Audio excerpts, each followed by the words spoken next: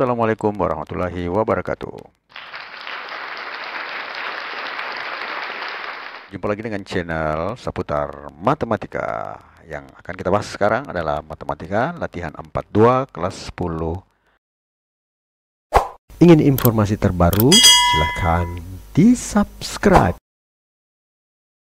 Kurikulum Merdeka Penerbit Buku Kemendikbud tahun 2021 untuk SMA atau SMK yang akan kita pelajari.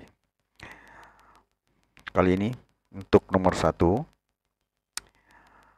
latihan 42 ya. Nomor satunya adalah ada sebuah segitiga dengan kedua sisinya ada panjangnya 7 cm, ada 15 cm, dan salah satu sudutnya itu adalah 70 derajat. Pertanyaannya, apakah kalian dapat mencari nilai perbandingan tangan 70 derajat? Jelaskan dan atau mengapa. Kalau ya, kenapa? Kalau tidak juga kenapa ya. Kita lanjut. Nomor 1, jawabannya. Sebelum jawaban kita lihat dulu. Jika sebuah segitiga adalah segitiga siku-siku, maka sisi-sisinya bisa dicari ya. Jadi seperti ini modelnya, ya, segitiga siku-siku. Misalnya segitiganya adalah ABC dengan sisi-sisinya adalah sisi A, sisi B, sisi C. Nah, ada rumus Pythagoras yang bisa kita gunakan. Nah, C kuadrat, sisi C kuadrat itu sama dengan A kuadrat ditambah B kuadrat. Atau A kuadrat sama dengan C kuadrat kurang B kuadrat kalau A-nya tidak diketahui. Atau B-nya tidak diketahui, sama dengan itu B kuadrat sama dengan C kuadrat kurang A kuadrat. Kemudian kita lihat jawab ya.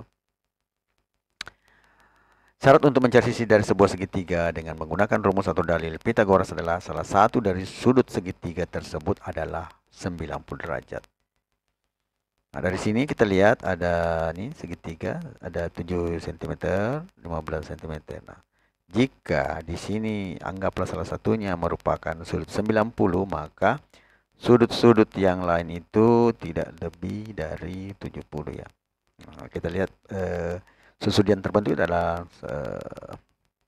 30 derajat, 45 ya, 30 derajat, 45 derajat ya, itu dua ada 60 derajat. Jadi tidak lebih dari 70 derajat. Maka segitiga ini merupakan segitiga bukan siku-siku ya. Tidak bisa dibuat bentuk dia di segitiga tidak ada yang siku-siku. Segitiga samping tidak bisa langsung menggunakan rumus Pythagoras karena tidak memiliki sudut 90 derajat atau siku-siku. Sudut-sudutnya hanya ada satu yang diketahui sehingga kita tidak bisa menentukan sudut yang lain. Sehingga untuk menentukan tan 70 derajat tidak bisa dilakukan ya, dengan memakai dalil Pythagoras ini. Nah, kemudian yang kedua. Bagilah tugas dengan teman sekelas untuk membuat 3 segitiga siku-siku dan satu sudutnya besarnya 40 derajat. Pastikan ukuran ketiga segitiga tersebut berbeda-beda. Tandai sudut siku-siku dan sudut 40 derajat serta nama setiap sisinya. Ya, jadi kita pertama ya, kita jawab cara membuat segitiga siku-siku dengan salah satu sudutnya adalah 40 derajat. Pertama, sediakan busur derajat. Oke, yang kedua, buat garis horizontal sepanjang 7 cm. Jadi kita start ini 7 cm ya, dari sini ke sini 7 cm ya. Sisi makanya sisi sampingnya 7 cm. Kemudian dari ujung garis dibuat garis vertikal yang siku-siku dengan panjang secukupnya. Maksudnya panjang secukupnya kita perkirakan saja sehingga nanti kita bisa membuat sebuah segitiga siku-siku. Jadi kita coba saja ya seperti ini. Jadi jelas di sini dia siku-siku karena kita memakai busur derajat ya, siku-siku. Nah, jadi ini tanda siku-sikunya. Selanjutnya, hubungkan antar titik tengah busur dengan ujung pangkal garis horizontal. Nah, jadi di sini kita buat, nah di sini ujung pangkal garis horizontal. Jika bermanfaat, mohon di-share ya. Tadinya ini di tengah, jadi kita geser ke sini. Jadi pas titik tengah dari busur dengan ini ujung pangkal dari horizontal ya.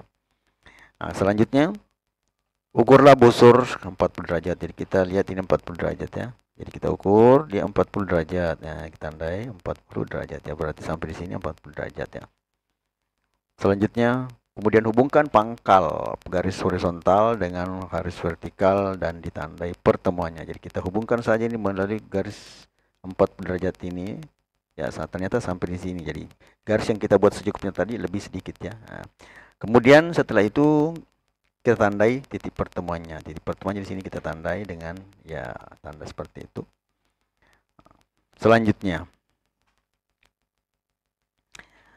kemudian berikan nama dan masing-masing sisi setiap serta ukur panjang masing-masing sisi. Suka dengan videonya? Like dong. Jadi yang tadi yang 40 derajat, yang 7 cm itu sisi miring samping.